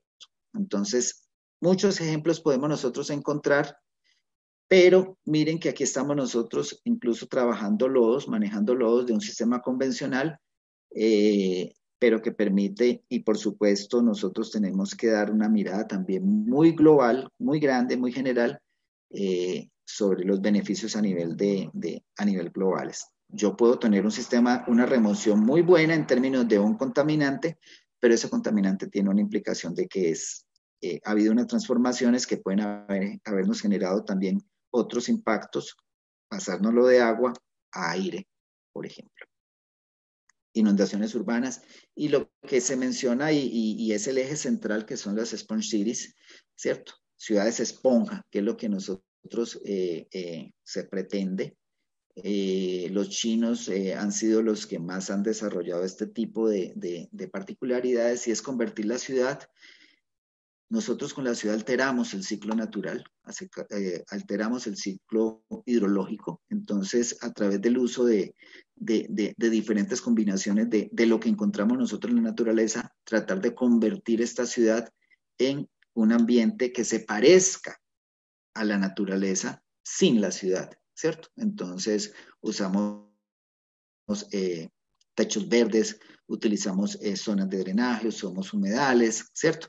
Permitimos que haya infiltración, ¿cierto? Porque la ciudad lo que hace es pavimentar, entonces permitimos que haya infiltración y que pueda el agua llegar a acuíferos o pueda moverse en forma subsuperficial, ¿cierto? Entonces, esos son como grandes retos que nosotros tenemos. Esto es una panorámica de una de las zonas de desarrollo de China, en los cuales pues se le permite que esa agua lluvia, todos esos sistemas de drenaje pues puedan ser o reincorporados al ciclo natural, dejando el espacio también al río, porque nosotros muchas veces hacemos el río canalizarlo, y nos olvidamos de que el río también necesita su espacio, ¿cierto? Y ese espacio pues es de él, y nosotros tenemos que también pues tratar de recuperarlo, ¿cierto? Entonces son panorámicas de sistemas en los cuales, por supuesto, tenemos que tener unos muy buenos criterios de planeación, planificación de la ciudad, del desarrollo de la ciudad, para pensar la ciudad como una, cierto tipo de estructura. Techos verdes es otro ejemplo de este tipo de soluciones, infiltraciones. Bueno, existen diferentes tipos de sistemas. Hay sistemas que a nivel de explotación petrolera, ¿cierto? Que son sistemas que tienen esta magnitud. Estamos hablando de más o menos 9 kilómetros cuadrados, cerca de 10 kilómetros cuadrados, que usted alcanza a verlo pues fácilmente dentro de casi que desde los estación espacial han podido mirar ese tipo de sistemas, y lo que se produce ubicado en pleno zona desértica, ¿cierto? Cambia un poco el ecosistema, se utiliza para tratar el agua producto de la extracción de petróleo, y pues permite cambiar el entorno desértico a una zona verde y que permite pues el desarrollo de otro tipo de actividades, ¿cierto? Entonces ya tenemos que hay un incremento en biodiversidad, hábitat, ¿cierto? Bueno, por supuesto han habido, estos son los sistemas convencionales, pero ante la gran limitante que tienen los humedales en términos de área, se ha pensado en otro tipo de desarrollos. Entonces, ¿cómo hacemos para, cuando tenemos limitaciones de área, cómo hacemos nosotros para ser más eficientes? Es decir, que necesitemos menos área. Lo que nosotros planteamos en Pereira es básicamente usar tratamientos previos, bien diseñados, bien organizados, que nos permiten unas remociones bastante fuertes, bastante significativas, y dejamos al humedal como un sistema de pulimiento y que nos remueva los compuestos como nutrientes, o nos ayuda a remover nutrientes, y nos sirva de patógenos o nos sirva otro tipo de elementos. Hay variaciones y es simplemente trabajarlos como estilo batch o tandas, ¿cierto? En el cual usted llena, airea, aplica aire, porque yo les comentaba que las plantas no son unos sopladores ni unos equipos de inyección de aire. Las plantas tienen una capacidad limitada, entonces se hace una inyección de aire, entonces tenemos un sistema secuencial en el cual nosotros tenemos, se llena, ¿cierto? Se llena el tanque, se llena el sistema, se airea, se drena, ¿cierto? Se deja descansar y se repite este tipo de ciclo. Y son sistemas que son altamente eficientes, pero buscamos siempre la vía aerobia, ¿cierto? Y nos permite a nosotros tratar de reducir, pero estamos cambiando un sistema natural porque para inyectar aire necesito energía, ¿cierto? Tengo que tener bombeos, entonces estoy inyectando la energía y ya se me sale un del concepto de sistema natural. Disculpa, Diego, me soplan que si puedes ir cerrando, que tenemos el tiempo perfecto, ya voy a acabar, voy a pasar rápidamente.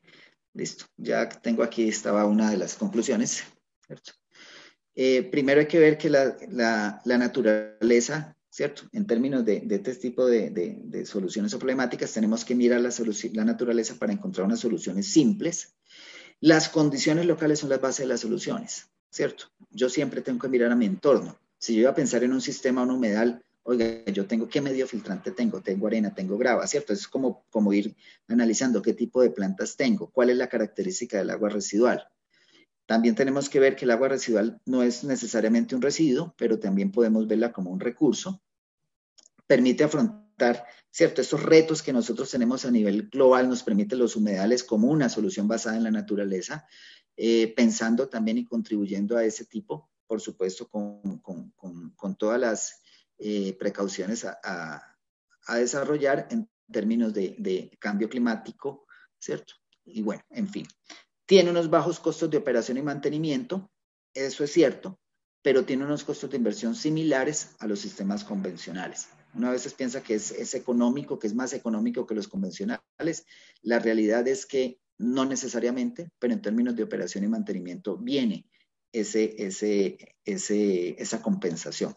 No hay secretos, todo el sistema se desarrolla en función de las plantas, en función del medio filtrante disponible que nosotros tenemos. Bueno, por último, pues yo he usado algunos materiales del UFZ en Alemania, de la Universidad de Aarhus, también material propio de la Universidad Tecnológico, y bueno, muchas gracias por la atención, ¿cierto? Algunos de los compañeros de nuestro grupo de investigación acá en Pereira. Listo. Muchas gracias. Muchísimas gracias, Diego, por la presentación tan completa. La verdad que me daba como, no sé qué, decirte que estábamos contra el tiempo porque efectivamente mucho interés. No, quisiera destacar cómo También en el fondo cómo comienza explicando desde la tecnología y las especificaciones técnicas de las soluciones hasta su distinta implementación, pasando por distintos sistemas productivos, domésticos, industriales, y luego también llegar al concepto de la planificación, que en el fondo es tan importante porque ese es el objeto finalmente de estas soluciones. Quería pedir, primero, varios avisos. Uno, decir que por favor me soplan aquí que sus preguntas y sus intereses, por favor, las hagan llegar a través de las redes sociales del SEJUM, pero del correo electrónico contacto@sejum.org. Y ahora quería proponer que, por favor, fueran pidiendo la palabra a través del chat, y concentrarnos en también lo que nuestro invitado nos pueda aportar o profundizar de aquello que ha contado, porque la verdad que ha pasado por todos los aspectos. Yo había apuntado algunas cosas que se habían escrito antes, que tenía que ver con los costos, que de alguna manera tú los mencionabas, pero también se hacía referencia concreta a cuánto el valor del ejercicio aquí del SEJUM, y esas cosas se pueden responder también. Las superficies requeridas para soluciones más colectivas, la posibilidad de replicar en distintos territorios rurales. También daban un dato útil, que efectivamente la ley 21.075 de 2018 sí permite innovar en soluciones de tratamientos de aguas grises. También habían preguntas respecto de la vida útil de estos sistemas. Entonces, si sientes que hay algo que profundizar, mientras damos la palabra a Freddy y Ligeia, que Freddy estaba de antes y Ligeia escribió aquí en el chat. Diego, no sé si respecto de las cosas generales, de la vida útil, por ejemplo, de las soluciones, antes de dar la palabra a Freddy. La vida útil, ¿cuál es la vida útil esperada? Depende mucho de cómo se opera el sistema. Y cuando se opera el sistema es, digamos, el punto débil de los humedales es el medio filtrante y la porosidad. Entonces yo debo evitar, por ejemplo, que me entren sólidos suspendidos al sistema. Entonces si yo no remuevo sólidos adecuadamente, pues mi vida útil va a ser corta, ¿correcto? Entonces va a depender mucho de ese tipo de características. Nosotros tenemos sistemas operando, llevamos 20 años, su vida útil que habíamos estimado era de 15, tenemos sistemas 20 años operando aquí en Pereira, con algunos problemas de obstrucción, porque después de esos 20 años el sistema se presentan el flujo debe ir subsuperficial, pero se presentan unos rebrotes, pero digamos que es en tipo estético, pero cuando tú mires eficiencia de remoción, siguen parejas, siguen igualitas, no hay afectación, ¿cierto? Entonces ahí es un tipo de comportamiento de flujo, pero son sistemas que funcionan. Ahí el secreto es el medio filtrante. Uno no puede usar un medio filtrante muy fino, ¿cierto? Tiene que tener una porosidad y que no le ingresen sólidos. Por supuesto, la estructura periférica, lo que son el tipo de, uno normalmente debe tener una geomembrana o un tipo de material impermeable que evite pues que el agua residual vaya al suelo. Muchas gracias. Freddy había quedado con la mano levantada en el espacio anterior. Yo veo aquí una pantalla de 4, así que ¿Freddy está? Sí, hola, ¿qué tal? Oye, muchas gracias por este espacio, muchas gracias a Diego y a Gianfranco por las exposiciones, muy interesante. Quería preguntar algo como a los dos, si conocían, sobre todo, bueno, a ambos, como si conocían experiencia, por ejemplo, como de transferencia tecnológica, como a nivel como unifamiliar, en el que en el fondo fuera como más con la lógica como del open source, como del código abierto, ¿no? En el fondo entendiendo que al final cada realidad, por ejemplo, ahí el profesor Paredes como exponía que, claro, usaban en Pereira ciertos materiales porque eran los que se utilizaban ahí, y cómo al final en cada lugar eso va a ir variando, ¿no? Entonces, no sé si hay experiencias donde haya como, bajo esta lógica como del código abierto, en el fondo permita como la continua innovación respecto de estos sistemas para cada uno de los lugares. Y desde ahí pregunta puntual como a Gianfranco, si el objetivo final claro, de esta validación, de esta innovación, es finalmente también como dejar algo un poco como más información abierta para que se pueda ir mejorando como continuamente como en el futuro. Como no, esas como dos preguntas. Gracias. Bueno, sí, la idea es uno aprender mucho de las comunidades, ¿cierto? Donde tú vas a desarrollar si lo estás pensando en zonas rurales, ¿cierto? Y sobre todo, para mí lo más importante es primero hacer una evaluación de la disponibilidad de materiales que se tiene en términos de los sistemas, y eso es un trabajo que se tiene que hacer participativo. Tienes que pensar también, por ejemplo, el tipo de plantas, el tipo de utilidad, ¿cierto? ¿Qué piensa también la gente en términos de aplicación? Nosotros alguna ocasión tratamos de desarrollar y plantear algún tipo de proyecto con una comunidad del norte del país, pero una comunidad nativa, pero para ellos, por ejemplo, pensando en reuso, porque es una zona desértica, pero para ellos dentro de su cultura no lo permite en términos del reuso de agua residual. Entonces también ya son patrones de tipo cultural por tipo de creencias. Yo creo que esos son elementos que también nosotros tenemos que aprender cuando tenemos que trabajar con comunidades, que piense qué quiere la comunidad, ¿no? Mirar qué recursos tiene, correcto. Gianfranco, ¿quieres complementar?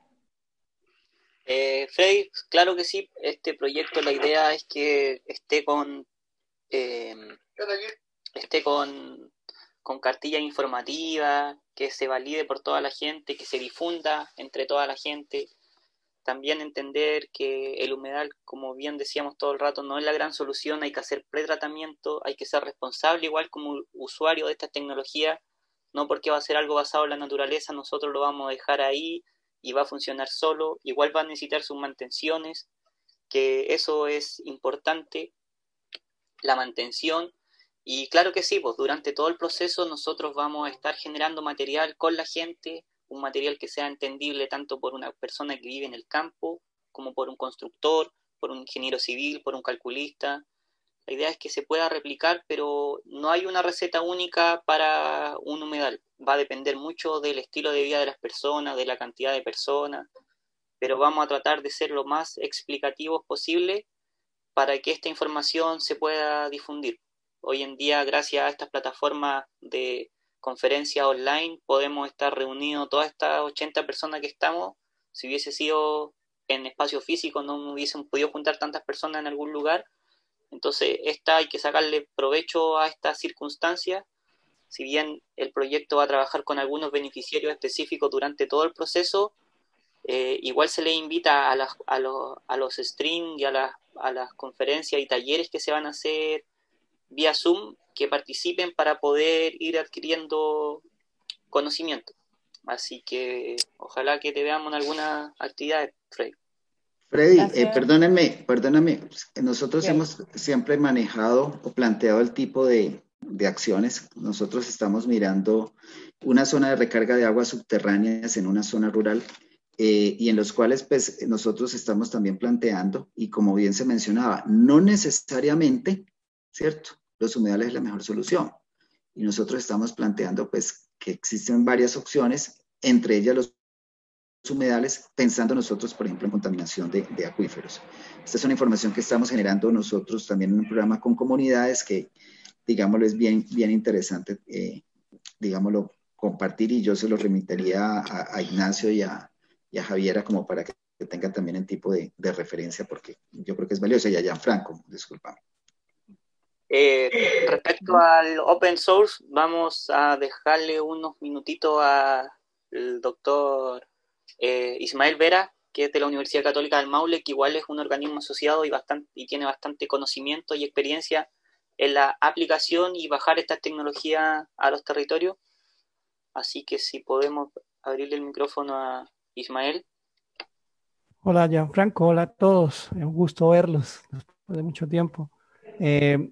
Mira, realmente sobre la idea open source, generalmente se ha tratado, y Diego lo sabe, y Gladys también, desde la Red Panamericana, de generar material para todos.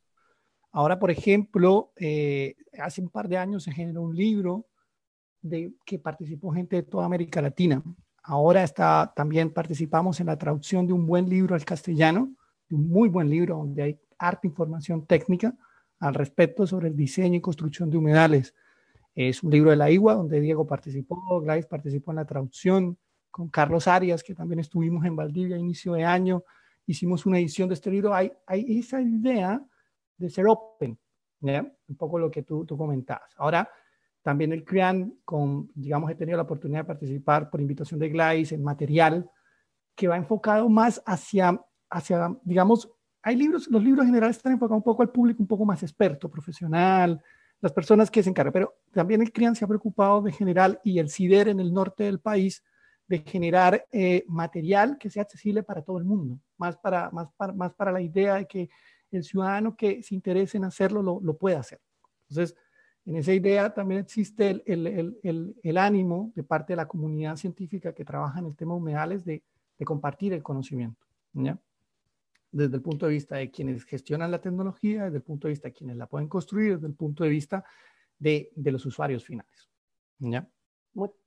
Muchas gracias, Ismael.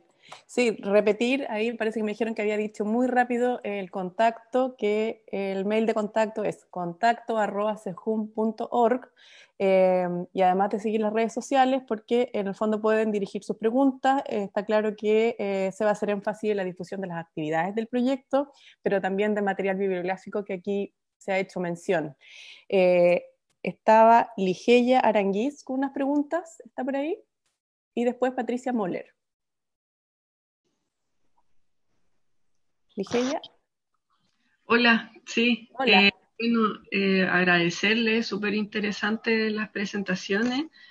Bueno, Gianfranco me respondió una que era relativa a las plantas por interno, y la otra era si es que habían algunos climas o tipos de tierra en donde se sabe que no se puede aplicar este tipo de metodología o que es muy difícil. Ahí no sé, bueno, adelante, Diego. Lo que pasa, tú puedes tener entornos, ¿cierto?, naturales que tienen un diferente tipo de características. Nosotros podemos en zonas costeras emplear humedales, pero usando plantas costeras, ¿verdad? O sea, todo depende ya en el término de aplicación que tú vas a desarrollar. O sea, si yo voy, por ejemplo, a una zona costera en donde puedo tener una salinidad muy alta, y yo utilizo una planta que no está adaptada a esas condiciones, pues no me va a funcionar. Entonces yo tendría que pensar. Pero digámoslo que en términos uno tiene que tener ese tipo de análisis. Probablemente sí habrán algunas áreas. Si tú no tienes un suelo que te permita una transmisión del agua, o sea, un suelo totalmente impermeable, pues de pronto el sistema no te funciona, ¿cierto? Porque el agua físicamente no te va a pasar a través del medio filtrante. Pero seguramente te servirá otro tipo de solución, como era lo que habíamos nosotros de humedales de flujo superficial, ¿cierto? Que no tenemos medio filtrante, sino que tenemos, el agua pasa como si tuviéramos una laguna, ¿correcto? Pero pues todo depende de la situación particular. Gracias. Gracias. Patricia Moller tenía una pregunta dirigida a Diego. Gracias, Javiera. Hola, Diego, ¿qué tal? Gusto verte nuevamente.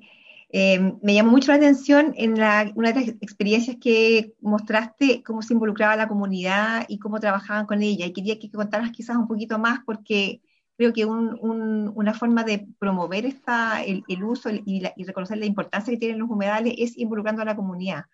Entonces quería que contaras un poquito más de eso. Pero mira que no es solamente cuando hablamos de humedales, cuando hablamos de cualquier tipo de solución enfocada en saneamiento, ¿cierto? Si tú no involucras la comunidad en zonas rurales, llámese que tú hagas un programa de saneamiento basado en sistemas sépticos o lo hagas mediante humedales, alguien tiene que operarlo, alguien tiene que cuidarlo, ¿cierto? Entonces es muy importante lo que mencionaba Gianfranco de la participación. Nosotros, este proyecto que tenía la fotografía, ocurrió en la zona de La Bananera, requiere mucho trabajo también de continuidad y de esfuerzo. O sea, el proyecto funcionó durante 10 o 15 años, la comunidad se encargó de la operación del sistema, ¿cierto?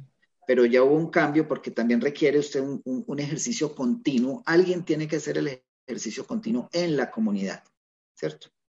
De decirle, mire, es importante, ese tipo, porque se pierden los líderes, se pierde y digamos en las zonas rurales nosotros tenemos que aquí en Colombia hay una gran dinámica, los jóvenes se van, ¿cierto? Entonces van cambiando el tipo de personas que van llegando y ese trabajo que se venía desarrollando, que se hizo en su momento, no se continuó y eso dio lugar a que el sistema por parte de la comunidad no se operara, no se volviera a operar. Y ahorita la empresa de acueducto volvió a tomar el sistema para poder garantizar que el sistema funcione, ¿cierto? Entonces requiere mucha continuidad dentro del proceso, ¿ya? Se trabajó mucho con los niños. Se generó el tipo de un programa educativo, pero son programas, digámoslo, de participación y de involucramiento en la comunidad que tiene que ser continuo. Y yo creo que a veces fallamos en eso, ¿cierto? O sea, tenemos que siempre pensar en que alguien tiene que estar acompañando a la comunidad en ese tipo de acciones, ¿cierto? Y eso corresponde muchas veces también a los entes gubernamentales, ¿cierto? Tiene que haber un acompañamiento técnico siempre hacia las comunidades. Gracias. Muchas gracias, Diego. No vemos ¿Puedo más. hacer una pregunta? Ya, la última. No quiero quedar con la duda. Gracias primero a don Diego y al amigo Franco por la ilustración. Yo me siento un poco ignorante en esta, pero lo que sí participé cuando hicieron una actividad en el Segunda ya hace como 2 años atrás. La importancia, los dos amigos, don Diego y el amigo Franco, yo creo que conocen Valdivia, la cantidad de humedales que hay de agua, de todo tipo de agua. Y uno haciendo la reflexión de la importancia de las plantas. Y uno cuando hace una revisión, yo empecé a hacer mentalmente una revisión sobre el humedal del santuario Carlos Ambanter, la cantidad de tipos de plantas que hay ahí. Los humedales de acá, humedales que están dentro de la ciudad, como el Catrico, que también tiene su propio sistema de plantas que generan ahí. Nadie lo sembró, sino que la misma naturaleza lo generó para hacer ese filtro que pasaba por ese estero. Cuando uno se va al río Anguachilla, también hay otro tipo, en las riberas hay una cantidad de plantas que están en ese sector, ¿no? Cuando uno se va, ve la laguna que está en la isla Teja, también hay una laguna ahí, y no solamente salen, sino que sale el loto. Y así, en cada sector donde uno se va viendo dentro de la ciudad, hay distintos tipos de plantas y de árboles. El sauce está en todos ellos, ¿no? Y otro, el mimbre en algunos sectores, porque son plantas que necesitan agua. Entonces, ahora mi consulta es si uno hace un humedal aquí, un filtro de este humedal urbano, ¿es necesario aplicar ese tipo de plantas que ya están adaptadas al clima, que están adaptadas al ambiente, que ya son, la naturaleza ha hecho su propio trabajo de darle la vida? Se puede aplicar y no exportar otro tipo de planta donde no está adecuada al clima, no está aportada a una infinidad de situaciones climáticas.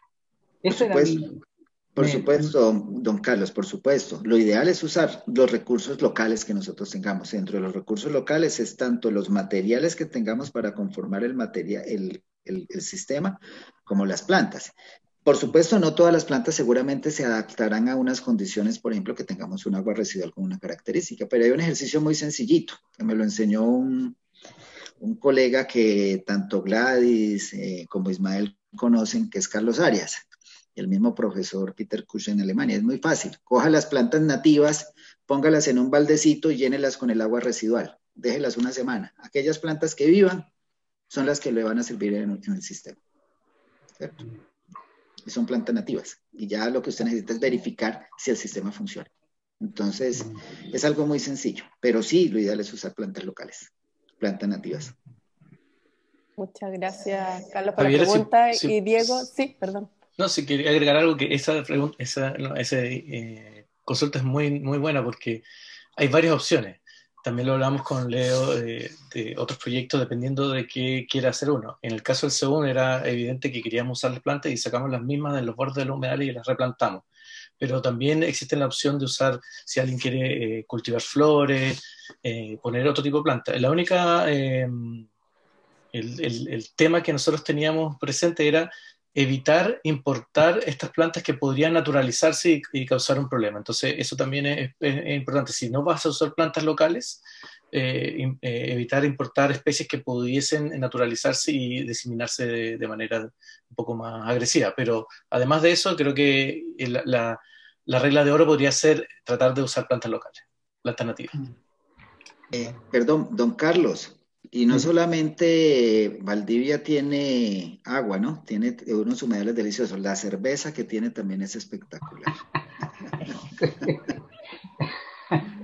Vamos a aprovechar muchas gracias, Diego, la última pregunta que va dirigida a Ignacio, que tiene que ver que Mónica Barcaza la ha hecho varias veces, que es del Ministerio de Vivienda y Urbanismo, pregunta respecto del valor metro cuadrado del humedal artificial construido aquí en la experiencia del Centro Humedal. Sí, quiero ser muy cauteloso con este valor porque no es extrapolable metro cuadrado a metro cuadrado. Y yo creo que quizás Gianfranco nos podía dar mejor el uso de eso. Si mal no recuerdo, ese humedal, incluyendo toda la recirculación, cambio de tubería, las fosas sépticas, las cámaras de decantación, costó aproximadamente 12 millones de pesos. Pero recuerden que es un humedal para 200 personas al día, o sea, es un humedal, no diría industrial, pero es para un lugar donde está abierto para recibir a público. Entonces creo que hay que ser muy cauteloso en ese costo porque no es igual y se usó una compañía, ¿verdad? Lo que está, por ejemplo, justamente lo que Gianfranco hemos discutido y lo que trae Gianfranco a esta discusión es esa misma discusión de decir, ok, pero ese costo puede probablemente bajarse si usamos la pendiente, pero ahí dejo Gianfranco para que complemente esa respuesta. Claro, el costo de implementación igual varía mucho del contexto, de la topografía, de la calidad del agua, pero claro, el monto que decía Ignacio creo que es un poco más alto, eran como 16, parece, Ignacio. Ese era, para sacar el cálculo, el humedal del Centro de Humedales, que a todos los invitamos a visitar cuando pase la pandemia, o cuando puedan, es para 180 personas para uso de establecimientos públicos, o sea que usan 50 litros de agua al día. Si eso lo extrapolamos a un uso domiciliario, cuando uno se baña, lava ropa, cocina, que son aproximadamente 150 litros, ese humedal está dimensionado como para 60 personas aproximadamente, y esa sería la relación del valor. Ahora, con el kit fosa séptica obviamente está mucho más elevado, es mucho más caro el humedal. Con el sistema SBR, que es el sistema de aireación, que es cuando se le pone a la fosa séptica, anda más o menos ahí, pero el problema es que, no sé, Rodrigo Schers nos contaba, hay mucha gente que trabaja en el área, que la gente no hace un buen manejo de eso y sale mucha basura, las bombas de repente se queman, y pasa eso, porque no hay que ver solamente el valor económico de esta solución, porque si no es como que no estamos aplicando innovación social. Tenemos que ver el valor social, el valor del agua que nos va a producir al acumularla durante todo el año, y eso, ver cómo nos va a bajar nuestro costo de estilo de vida al producir flores, como decía Ignacio, en algunos lugares proyectos que se ponen flores para venta de flores, y cosecharlas de ahí,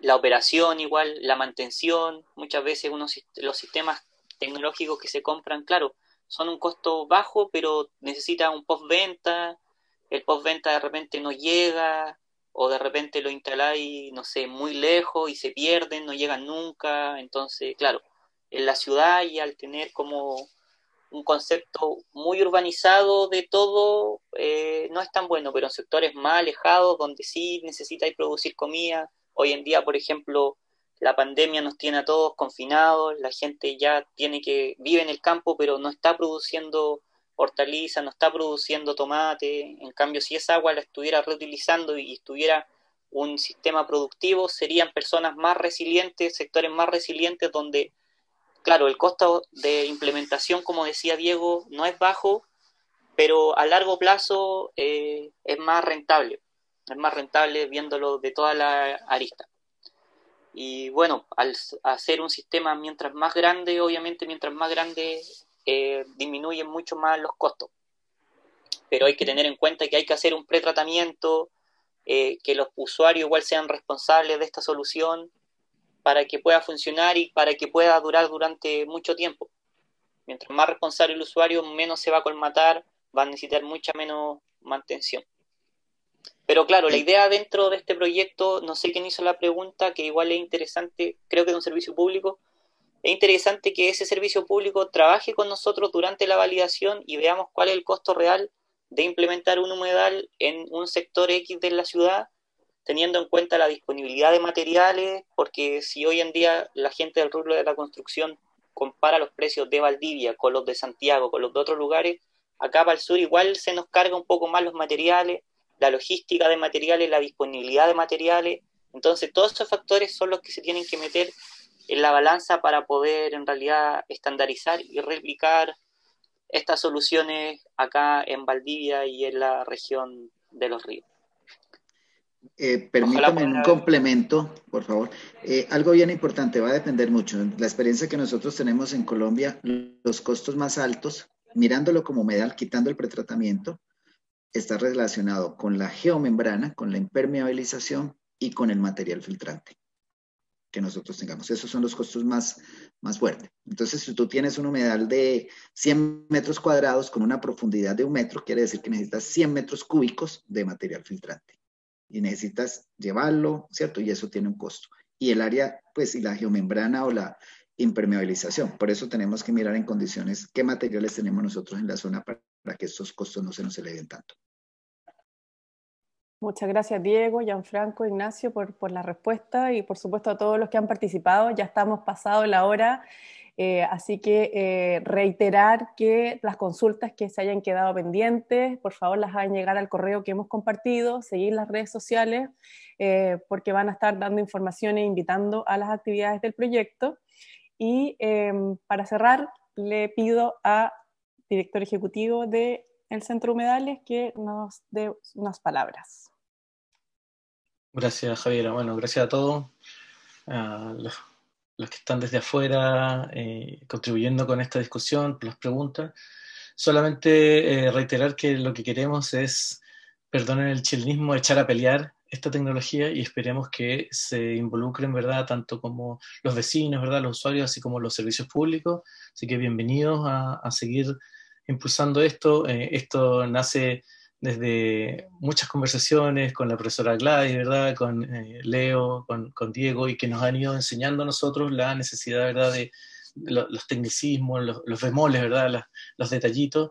Y creo que lo que trae Carep con Gianfranco es también esta implementación, ¿verdad?, esta simpleza en la implementación, así que creo que vamos por buen camino.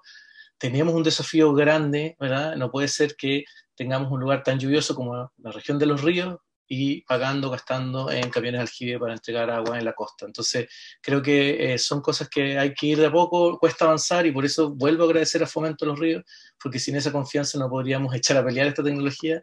Ya van varios, ya no es el primero el del segundo, hay muchos, así que esperemos que sean muchos más. Quedamos atentos y bueno, que tengan buena tarde. Yo por mi parte tengo que ir a cocinar luego. Muchas gracias por asistir. Muchas gracias, gusto en verlos, Gladys, Leo, Ignacio, gusto en conocerlos, a los demás compañeros. Muchas gracias por permitirme compartir un rato. Chao, gracias. Muchas gracias, Diego. Muchas gracias Saludos a todos. Chao, cuídense. Vale. Chao. Chao. Cuídense. Chao, saludos, muchas gracias por todo. Gracias, Gianfranco. Estamos al habla. Gianfranco, saludos.